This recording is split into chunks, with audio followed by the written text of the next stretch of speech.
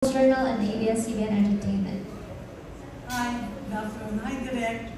Hello. Hi, Colleen. Hi, Dex. Good afternoon. Hello. Direct, additional question lang, please. Because Colleen said that the film happened in 12 hours. How long did it take you to shoot the 12 hours? How many days? We shot it in 8 days. Yeah, 8 days. Half of that, we started shooting at 4 p.m. kasi isang gabi, so most of the scenes happened in the evening. We shot from 5 p.m. to 5 a.m. Yeah, yeah. So you captured Manila by night talaga? Yeah, night, Manila by night talaga. Manila at night. Manila Yeah. at night. Alright. Kasi naalala ko lang yung pelikula, Manila by night, diba? Yeah, Anyway, Manila by Night is a beautiful movie by Yes. Bernal. Yeah. Yes, thank you. And then now I'll ask Colleen and Diego. Did it take you to particularly tone down scene, love scene na ginawa niyo in this film? I'm so sorry kasi parang hindi namin masyado marinig ko. Is it okay? Sorry, if we yes. repeat? Did it take you, both of you, to particularly tone down a scene, tone down a love scene or kissing scene? Yes. We tried, but wait, klaro ko lang guys it's kind of hard to hear kasi with the speakers and coming back.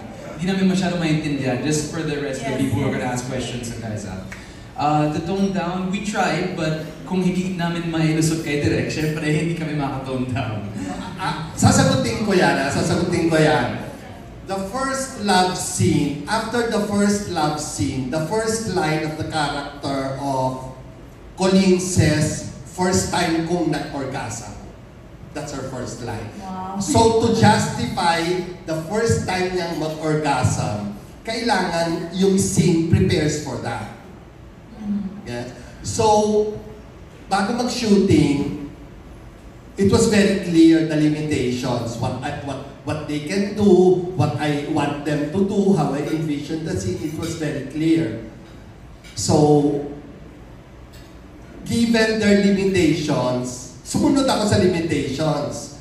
Pero how I executed it was different. I mean, maybe it was beyond what they thought of. Because I followed their limitations.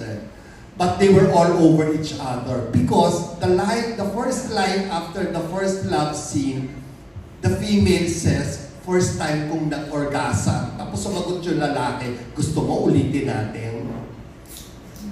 That's the first love scene. Actually, sa akin naman po kasi, kunwari, if there's something that I'm not comfortable doing, I would be vocal about it, although I choose my battles. So, yun parang, I was just saving it na, okay, para if there's something I'm not comfortable with, doon na ako magiging vocal. Pero, actually, in this whole film, never ako nag-complain, never naman ako nagsabi na, Direk, pwedeng huwag na lang to, or pwedeng ganito na lang. Not even once na nag-complain naman kami. Mahirap lang siya gawin. Like, the start of the first love scene we had to shoot, parang gusto ko nang umiyak. What was the most difficult? What was the most difficult? The fact that it's Diego. Yun talaga yun eh. Kasi close kasi kami. So, that's really that was the biggest challenge of this project. Pero, it also worked to our advantage because we were able to work together and we were able to get through it together and we were so open with each other and we really just had to get past that first. Sabi kasi namin, you know what, ibigay natin lahat para isang take lang. So there was nothing like breaking the ice anymore for both of you. We had to really, it was a very thick layer of ice. Yeah, we really had to break the ice talaga. Pero ayun, we were able to, and once we got past that naman, things got easier. Yeah, it was a lot easier, we were comfortable already. Alright, can we hear from you, Dex? Pretty much, yeah, that's exactly. Kasi we shot first for the first couple days, puro mga backstory lang namin dalawa. So wala pa kami eksena. bandang fourth day, apat na araw na, fourth day na. That's where you met. That's when, yes, pero, yeah, we went down the line kasi, chronological kami nag-shoot. The first scene Manila. sa hotel was the love scene. Yun, so yung unang araw namin sa hotel, jump to love scene agad. So hindi pa kami masyado nag-uusap, wala pa masyado, and then it was first time ko mag-orgasm. Parang, whoa, it was kind of a lot for the first day.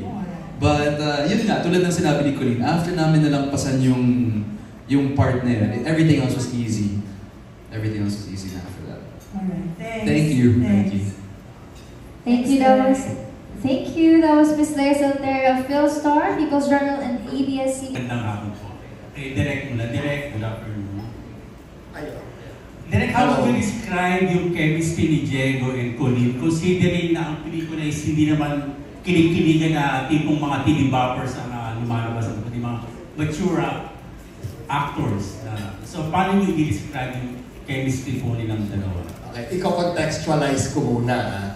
Nung pinag-uusapan namin ni Ricky yung pelikula, we wanted a film na dalawang tao lang na nag-uusap. Alam namin hindi pwede yon, di ba? So ginawa namin kwento ng dalawang tao, pero half of the time, dadalawa lang sila. The rest, we explored their lives before they met. Okay. Yun.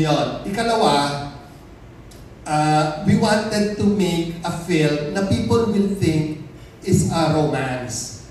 Pero sinadya namin na maraming elements na anti-romance. We wanted to deconstruct a romantic story. So that was intentional.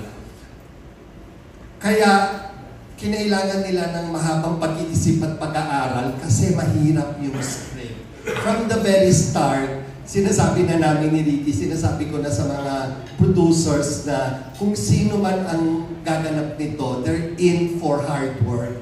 Kasi pag napanood yung pelikula, ang emotional tsaka psychological scope ng pelikula ay malawak. Okay. Your question is, kumusta ang chemistry nila? Yes. Ang mahalaga, pag yung dalawang tao prepared, the chemistry is a result of the preparation. Si Diego prepared, si Colleen prepared very hard. To the point na sinasabi ko na sa kanya, stop preparing.